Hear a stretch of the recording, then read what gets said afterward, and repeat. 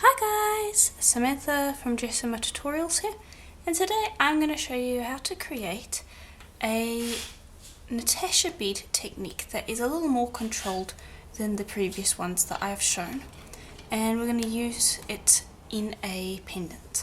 So it's going to be a Natasha bead but a little different. Now we're going to start out with a skinner blend, and these are the four colours that I am going to be using. It's all Primo Turquoise, Primo Purple, Primo Magenta and Primo Sunshine Yellow.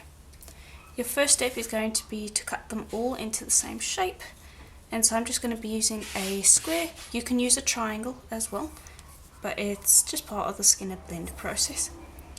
Also, all of these are roughly 1/8 of a 2-ounce block of Primo. Now I have done more detailed tutorials on how to do a skinner blend. I'm just going to be doing a brief overview in this video. If you're looking for one that is a little more detailed, just look up skinner blend on my channel and quite a number of them will come up explaining it in more detail. Okay, just remove that extra clay, and then if you are doing them in a square, then you'll want to cut that square in half so it's in a triangle. Lay it on top of each other like so, and repeat with the others. Okay. Then once you've done that, I'm going to put them in the order as shown, which is the turquoise, the purple, the magenta, and finally the sunshine yellow. So then just trim up those two edges and just flip them around like so. I'll just trim off a little bit of this because I've got some extra. There we go. And then you'll pop that to the pasta machine or roll it by hand with a roller until you have a smooth skinner blend. Like so. And there we go, that will work. Now I'm just going to take that and I'm going to fold it again, and this is just so that we narrow it out like so. Just do that along the blend, folding it the exact same way you have been to create it in the first place, and then either run it from the blue or the yellow end through the pasta machine, stretching it out so that this only gets longer. Okay, and there we go. You should have a nice long blend. Then it's completely up to you. You're going to have differing results in the tutorial depending on which side you choose, but you can roll from either the blue or the yellow side. I'll be doing the yellow side today, but again, you can do the blue. It's just going to end up with your piece looking different. Just roll it up like so, and that is going to make a skinner blend bullseye cane.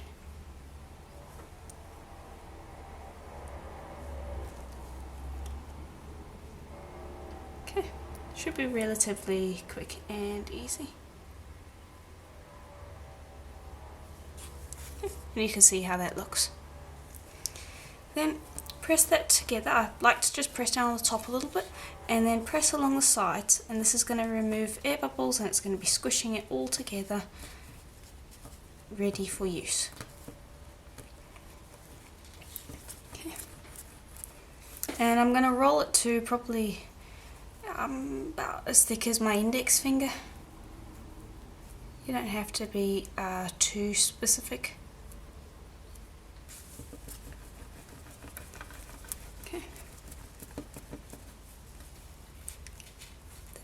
That will do. I'm going to trim off these ends. You don't have to, but I want to see how the blend looks.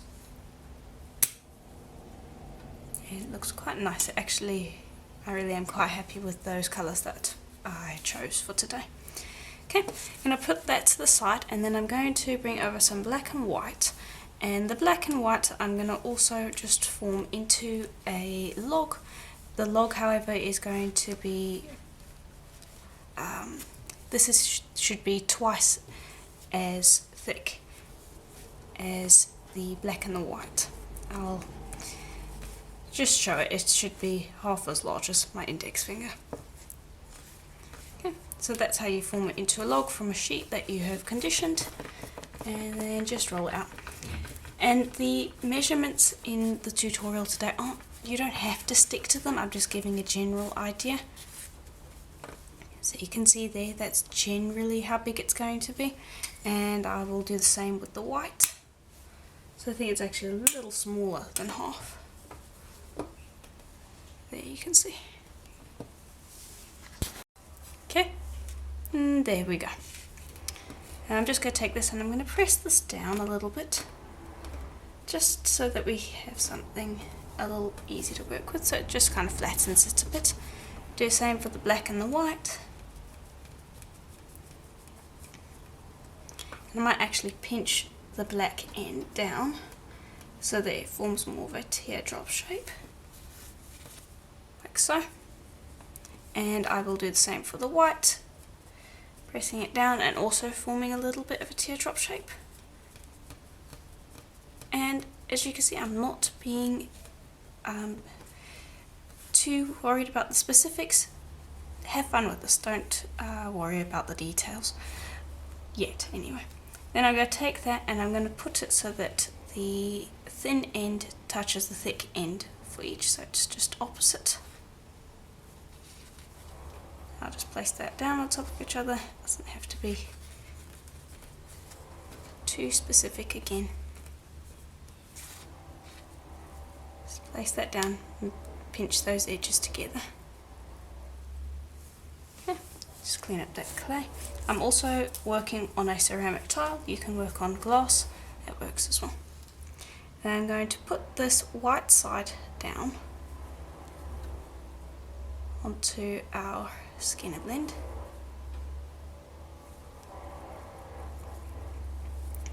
There we go. Then just roll that together so that it's all one big piece.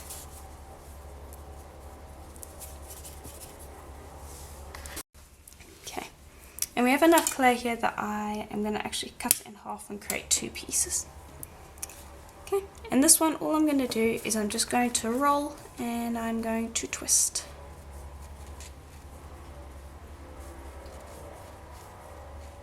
Like so. Just roll and twist. And it's okay if the clay bends over itself, that's perfectly fine. If you've done a Natasha bead before, you know that it is a very freeform technique. This one we're just not doing with scraps essentially. Okay. And I've done two because one, depending on how this one works out, I might end up twisting less on the next one or more, depending on how busy this one ends up looking. But there we go. Quite happy with that. I'm squishing it back in on itself to just make the stripes a little smaller, and then just form that into a rectangle. And you do that by just tapping the sides, like so.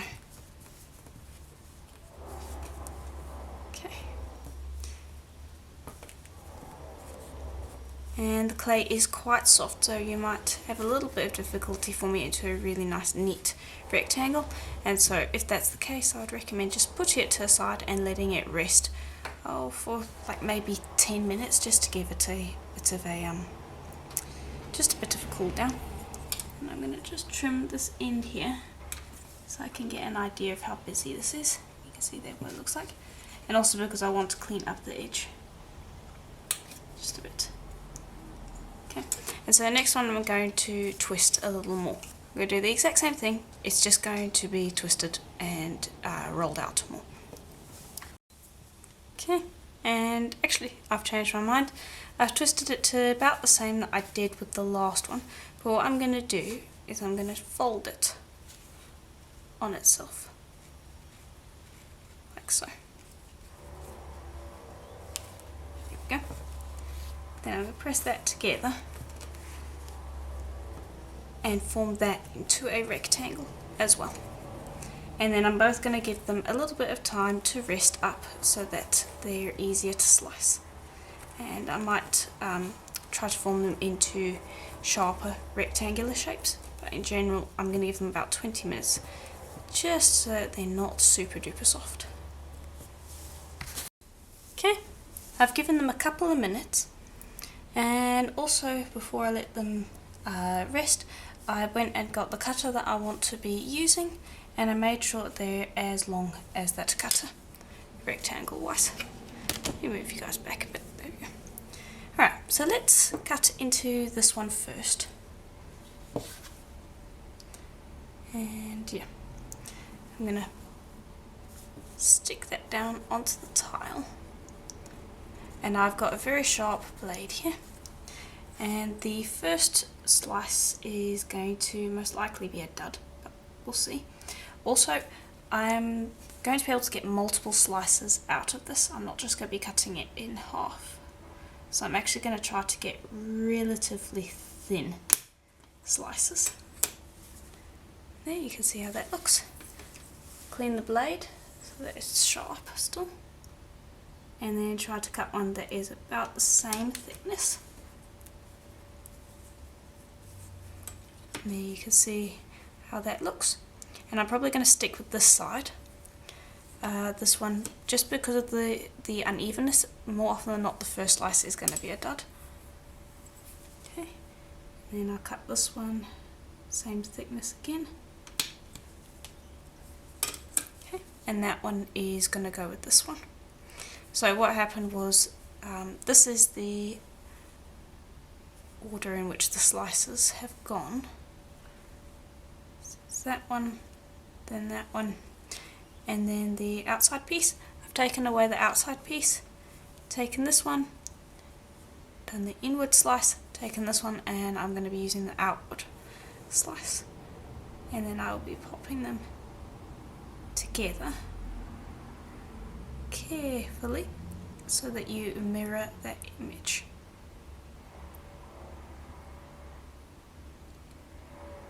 Like so. Okay, and the back will look nice as well, but it won't be mirrored. Put that to the side. You can put it on a piece of paper to prevent it from sticking, and you'll probably be able to get like 2 more out of this. I'm going to put that one to the side though, because I want to cut the other one. See how that looks. Also press that down onto the tile so that it's stuck. The first slice is most likely not going to be the best one. Clean your blade first.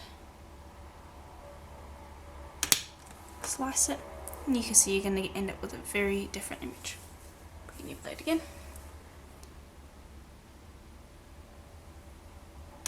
Slice. You can see how that looks. That's the one that we're going to be mirroring. Clean the blade again.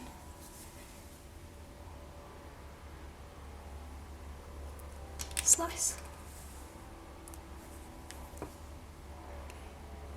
I've just been careful because the blade's quite sharp. And this one is the one that we're going to be mirroring. So it's up to you which technique with the satin slice you like best. I quite like both of them. The other one was kind of more of a butterfly effect. This one is just more really random. But they both look quite nice. There we go. And you can see both back looks nice. But that is how it looks. Okay. Just going to bring over some plain paper. And I did manage to get 2 out of the previous one that I showed you, so you'll be able to use that. And then I only got 1 out of this one, and I was using a small amount of clay because I don't want too much, but I managed to get 3. I could probably get another one out of this one, but I'm not going to try to do it right now.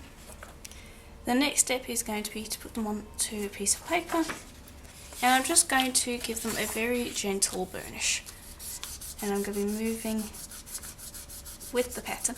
And this is why the most technical part of this technique would be the slicing part, where you're trying to get slices out of those kind of canes that are even, The more even your slices, the less of this burnishing you're going to have to do and the less distortion you're going to get. So if there's a complicated part or a part that needs a little bit of practice, that would be it.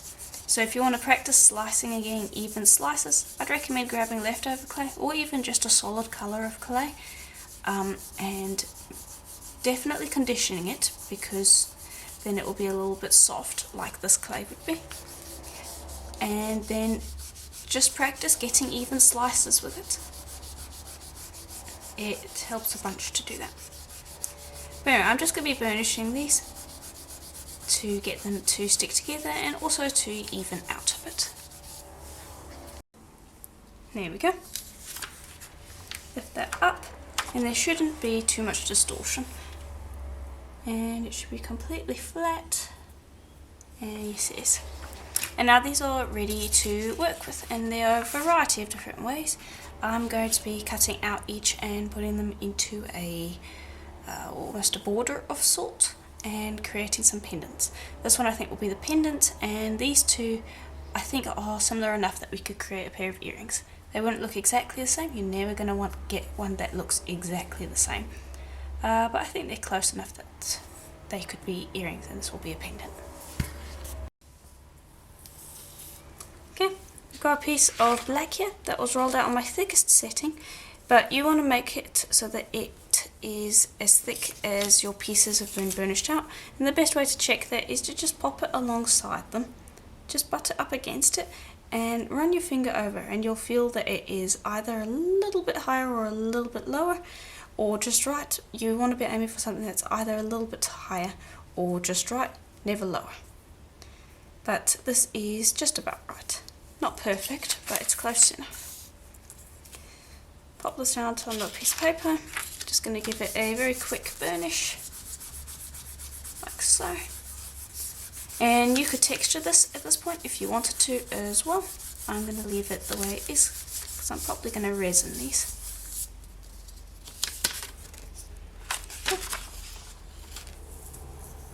Then going to grab the cutter that I am going to use to cut out my piece. I will do that first.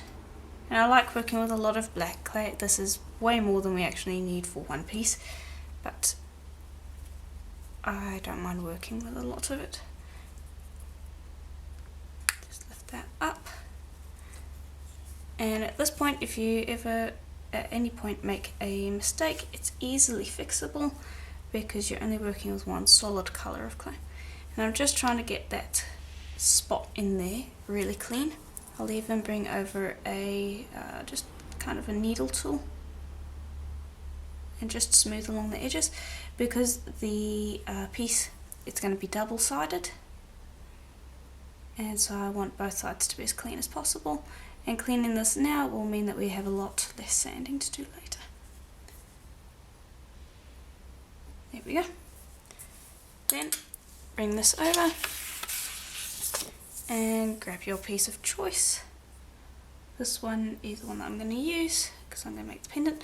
Make sure to clean the cutter off first. I almost didn't do that. There we go.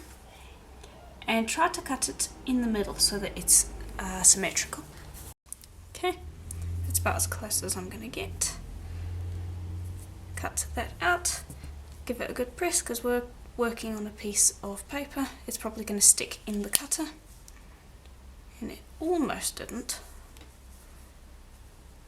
You can just pop it out like so.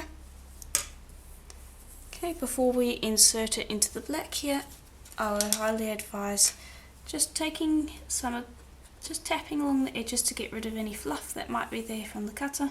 This side in particular has a little bit, so I'll just remove that, and that will just clean it off. And you can grab that and move that all to the side. Okay.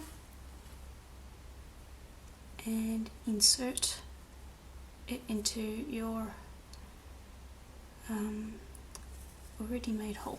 And of course I've got a piece of clay stuck here, there. Okay, and then just give that a very gentle burnish. Don't go too hard on it. go with the lines and just go very gently and pick it up every once in a while to check how it's going. You don't want to ever run any of this through the pasta machine because it will just really distort it. If that's something that you want, then of course do that. I'm not saying don't do that, but if you want it to stay in shape, don't do that. Okay, and I just want a very light burnish. I actually think I might end up texturing this, we'll see. Okay, so I'm going to bring over a sponge here, and I am going to texture it. I'm not going to use my roller or anything like that. I'm going to do this by hand so that I have a bit more control over it, so I don't distort it. And you can use that to also squish into place and to get rid of those gaps as well. And texture will also hide anything like fingerprints. It's a good way to hide some imperfections. Okay. And if I was going to not texture this, I think what I would do is bake the coloured bit first so that it's solid, and then I would be able to burnish the black in around it without worrying about distorting. But right now, to get that gap closed enough, I'm going to have to burnish quite a bit, and it's just going to end up distorting, so I'm going to just texture it into place instead. Okay, and that should just about do. Do apologise for that, that was my phone going off. Thought I had it plugged in, but anyway. So anyway, that texture should be enough. Let me angle this so you can see. There we go, hopefully that shows off well enough. And that will mean that we don't have to worry about sanding. Then I'm going to bring over a different cutter. The one that I used before was a rectangle from my microfrill set. It's, I think, the third biggest one. And then this is a rounded rectangle. I'll have links to it in the description below. But the two fit together quite nicely. And I've done this shape before with different pair of earrings. There we go, just had to get that lined up. And just give that a good cut, press down along those sides, make sure that you've got that really well pressed because we're on paper again. It's probably going to stick in the cutter a little bit. And there you can see what the back looks like, so it's double-sided. And I will take the opportunity to just smooth it if it's in the cutter. Okay. Put that to the side. You can roll that back through the pasta machine so you can do the others. And in the meantime, I'll bring over another piece of paper and just gently press that out. Just use the texture sponge to get that down onto the paper. And that's where I am going to bake it for a full hour at Primo's recommended temperature. And yeah, that looks all good. And I will do the other two. Okay, and there we go. They are out of the oven. Now, the next step is completely optional, and that is going to be to put some Renaissance wax on and buff them, just so that they've got a little bit of a shine to them. However, this is all clay, so we don't need to seal them. This is purely about giving them a little bit of a shine. So if you don't want to do that, that is perfectly fine. You can also buff them without the Renaissance wax. The wax just gives them a little bit more sheen. Okay, here we go. You don't need much. This pot has actually lasted me about 8 years now, so if you're interested in getting it, it does go a long way. Then I'm going to be using a Dremel with a buffing oil. I sell these buffing oils on my Etsy store if you're looking for some. They work really well. But yeah, this is going to make a little bit of noise, so maybe turn the volume down a bit.